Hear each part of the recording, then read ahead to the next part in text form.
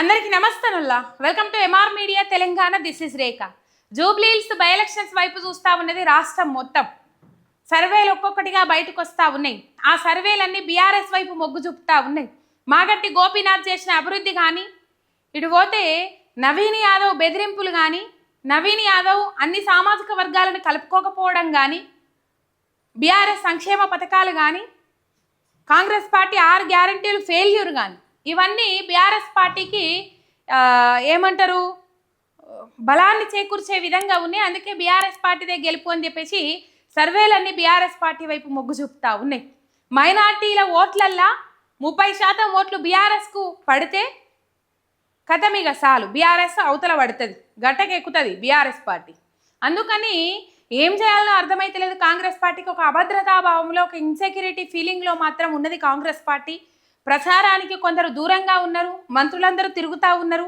అయినప్పటికీ కూడా గెలుపు అనేది అసంభవం అని చెప్పేసి చెప్తా ఉన్నారు. అసంభవం అని నేను అనలే, మల్లికార్జున ఖర్గే చెప్పిండ్రు. కాంగ్రెస్ పార్టీ మళ్ళీ తెలంగాణలో అధికారంలోకి వచ్చుడు అసాధ్యం, అసంభవం అని చెప్పేసి రైట్. ఇవన్నీ ఇట్లుండగా మైనార్టీల ఓట్ల మీద ఆధారపడ్డ నవీన్ యాదవ్ కేవలం మైనార్టీల ఓట్ల మీదనే ఆధారపడ్డారు. కేవలం మైనార్టీల ఓట్లను నమ్ముకుంటేనే గెలుపు తథ్యమవుతుందా జూబ్లీహిల్స్లో? కేవలం మైనార్టీల ఓట్లు వేస్తేనే గెలుపు తథ్యమవుతుందా జూబ్లీహిల్స్లో? ఎన్ని లక్షల ఓట్లలో ఎంతమంది మైనార్టీలు ఉన్నారు, ఎంతమంది బీసీ సామాజిక వర్గానికి చెందిన వాళ్ళు ఉన్నారు, ఎంతమంది ఇతర సామాజిక వర్గాలకు చెందిన వాళ్ళు ఉన్నారు? ఓన్లీ మైనార్టీ ఓట్లను నమ్ముకొని నవీన్ యాదవ్ ఈ బీసీ సామాజిక వర్గాన్ని అంటే ఒక యాదవ సామాజిక వర్గాన్ని కలుపుకొని పోతా ఉన్నారు. మిగతా సామాజిక వర్గం జనము దూరమైన నవీన్ యాదవ్ అనే వార్తలు అయితే సోషల్ మీడియాలో వైరల్ అవుతా ఉన్నాయి. ఇంకా బెదిరింపు కార్యక్రమాలకు దిగడం అట్లా ఇట్లా అన్ని మొత్తం వైరల్ అవుతా ఉన్నాయి రైట్. ఇవన్నీ మైనస్ అయితే కాంగ్రెస్ పార్టీకి. అండ్ 6 గ్యారంటీలు ఏ మూలకు పోయినా ఎక్కడ పోయినా జూబ్లీహిల్స్లో 6 గ్యారంటీల మీద నిలదీస్తూ ఉన్నారు. 6 గ్యారంటీలు అంటే ఆదివారం సెలవు, 6 గ్యారంటీలు అంటే కాంగ్రెస్ మోసం అని ప్రజలు తెలుసుకున్నారు. అయితే మైనార్టీల ఓట్లు పడవని చెప్పేసి సర్వేలు వస్తున్న నేపథ్యంలో నిజంగా మైనార్టీలకు కేసీఆర్ ప్రభుత్వం, కేసీఆర్ హయాంలో ఎన్నో రకాలుగా ఎన్నో విధాలుగా మేలు చేసింది. షాదీ ముబారక్ కావచ్చు, ఇటు పోతే పేద ముస్లిం ప్రజలకు ఆపత్కాలంలో ఆదుకోవడం కావచ్చు, లేకపోతే చాలా రకాల పనులు ముస్లిం మైనార్టీలకు చేసుకుంటూ వచ్చింది. ఈ రంజాన్కు తోఫా కానీ ఇట్లాంటి కార్యక్రమాలు ఎన్నో చేసుకుంటూ పోయింది బీఆర్ఎస్ పార్టీ. కానీ కాంగ్రెస్ పార్టీ వచ్చిన తర్వాత ముస్లింస్లు కూడా, ముస్లిం మైనార్టీ బిడ్డలు కూడా తీవ్రమైన వ్యతిరేకత మీద ఉన్నారు కాంగ్రెస్ పార్టీ మీద. కానీ ఎంఐఎం సపోర్ట్ చేస్తుంది, మైనార్టీల ఓట్లని నవీన్ యాదవ్కే పడతాయి అని చెప్పేసి ఒక బలమైన సంకల్పంతో కాంగ్రెస్ కనబడతా ఉన్నది. కానీ ఈ నేపథ్యంలో సర్వేలన్నీ వచ్చిన నేపథ్యంలో, సర్వేలు బయటకు వచ్చిన నేపథ్యంలో మైనార్టీల ఓట్లు పడేయని చెప్పేసి అనుకున్న రేవంత్ రెడ్డి ఒక పక్కా ప్లాన్ ప్రకారం ఒక స్కెచ్ గీసిండుల్లా. అజారుద్దీన్, మీకు తెలుసు అజారుద్దీన్ ఈ జూబ్లీహిల్స్ టికెట్ ఆశించిన వాళ్ళలో మొదటి ఆశావహుడు అజారుద్దీన్. అజారుద్దీన్ తప్పించిర్రు. ఎందుకు తప్పించిండ్రు? ఎంఐఎం అజారుద్దీన్కి టికెట్ ఇస్తే సపోర్ట్ చేయమని చెప్పింది. ఎందుకంటే అజారుద్దీన్ అనే వ్యక్తి కాంగ్రెస్ పార్టీ వ్యక్తి కాబట్టి ఎంఐఎం నుంచి ముస్లిం మైనార్టీ బిడ్డను నిలబెడితే సపోర్ట్ చేస్తాం, కానీ వేరే పార్టీల నుంచి నిలబెడితే మేము సపోర్ట్ చేయము అని చెప్పేసి ఎంఐఎం తెగేసి చెప్పుడుతోని అజారుద్దీన్ని తప్పించి ఎమ్మెల్సీ పదవి కట్టబెడతామని చెప్పేసి ఆశ పుట్టించిండ్రు. అయినప్పటికీ కూడా అసంతృప్తితోనే ఉన్నారు అజారుద్దీన్, తీవ్రమైన నిరాశలోనే ఉన్నారు అజారుద్దీన్. అసంతృప్తి, తీవ్రమైన వ్యతిరేకత, కాంగ్రెస్ పార్టీ మీద తీవ్రమైన వ్యతిరేకతతోనే ఉన్నారు. జూబ్లీహిల్స్ బై ఎలక్షన్లలో టికెట్ ఇస్తారని చెప్పేసి చాలా మంది ఆశావాహులు చూసిండ్రు. కానీ నవీన్ యాదవ్కు టికెట్ ఇచ్చుడుతోని, పారాచూట్ నేతకు టికెట్ ఇచ్చుడుతోని పాపం అందరూ చల్లబడ్డారు. కాంగ్రెస్ పార్టీతోని అంటి ముట్టనట్టే ఉంటా ఉన్నారు. మిగతా వ్యక్తులతోని నవీన్ యాదవ్ కూడా కలుపుకొని పోతలేడు, వాళ్ళు కూడా నవీన్ యాదవ్ దగ్గరకు వస్తలేరు. చిన్న శ్రీశైలం యాదవ్ను బైండ్ ఓవర్ చేసినారు, ప్లస్ 99 మంది, మొత్తం 100 మందిని బైండ్ ఓవర్ చేసుకుంటే నిర్ణయం తీసుకున్నారు పోలీసులు. ఈ పరిస్థితులలో మైనార్టీ ఓట్లు పడవని చెప్పేసి భావించిన ముఖ్యమంత్రి రేవంత్ రెడ్డి ఏం చేసిండు? ఈ అజారుద్దీన్కి మంత్రి పదవి అని చెప్పేసి మీడియాకు లీకులు ఇచ్చిండోల్లా. అజారుద్దీన్కి మంత్రి పదవి అని చెప్పేసి మీడియాకు లీకులు ఇచ్చి గాలి వార్తలు క్రియేట్ చేసిండు. గాల్లో వార్తలు క్రియేట్ చేసి ఇడిచిపెట్టిండు, అయిపోయింది. అజారుద్దీన్కు మంత్రి పదవి అని చెప్పేసి ముస్లిం మైనార్టీల ఓట్లు దండుకోవడం కోసం జూబ్లీహిల్స్ బై ఎలక్షన్లలో జూబ్లీహిల్స్ జనాలారా ఆలోచన చేయాలి. జూబ్లీహిల్స్ ప్రజలారా మిమ్మల్ని మరొక మారు మోసం చేయడానికి ముందరికి వస్తూ ఉన్నారు. మీరే ఆలోచన చేసి ముందటడిగేయాల్సిన అవసరం ఉన్నది.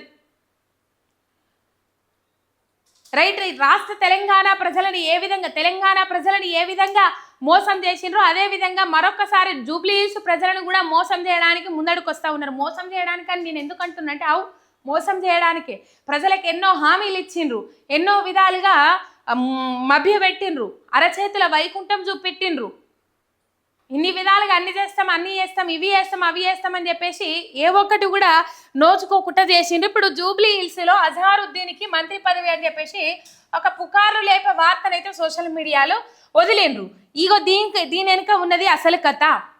రైట్, ఎలక్షన్ కోడ్ ఉన్నది.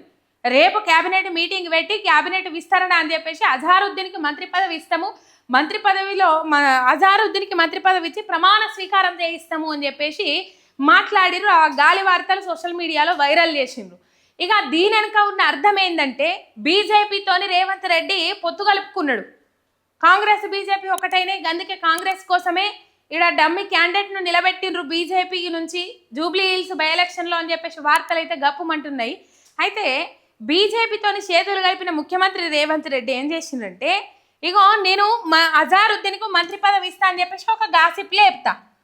బీజేపీ వాళ్ళు ఏం చేస్తారంటే ఎన్నికల కోడ్ ఉన్నది కదా, ఎన్నికల కోడ్ ఉన్నప్పుడు మంత్రి పదవి ఎట్లిస్తారు, ఒక వర్గానికి సంబంధించిన వ్యక్తులను ప్రభావితం చేసినట్టే అవుతుంది కాబట్టి ఎన్నికల కోడ్ ఉన్నప్పుడు మంత్రి పదవి ఎట్లిస్తారు అని చెప్పేసి మీరు కంప్లైంట్ ఇవ్వండి అని చెప్పేసి బీజేపీ ఎమ్మెల్యే పాయల్ శంకర్తోని కంప్లైంట్ ఇప్పించే ప్లాన్ చేసిండు ముఖ్యమంత్రి రేవంత్ రెడ్డి.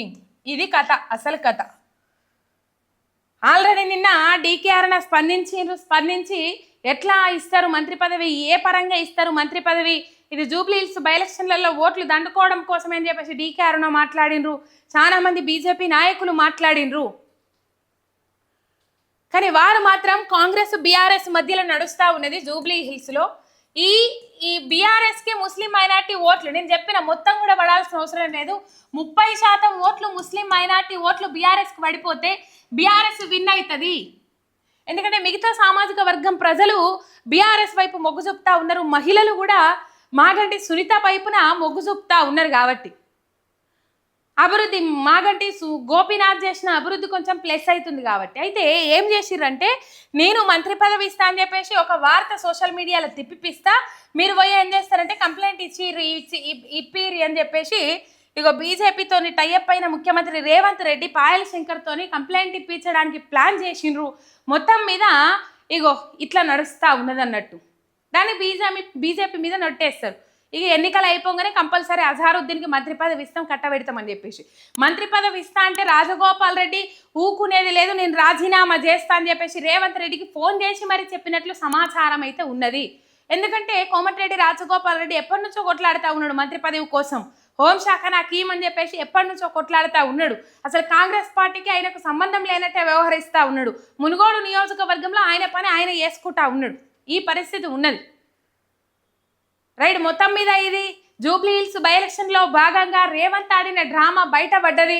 మొత్తం మీద ఆ డ్రామా ఇదే. ముస్లిం మైనార్టీల ఓట్లు దండుకోవడానికి అజహారుద్దీన్కి మంత్రి పదవి అని చెప్పేసి ఒక కల్పిత వార్తలు కల్పించి సోషల్ మీడియాలో వదిలిపెట్టిన రేవంత్ రెడ్డి.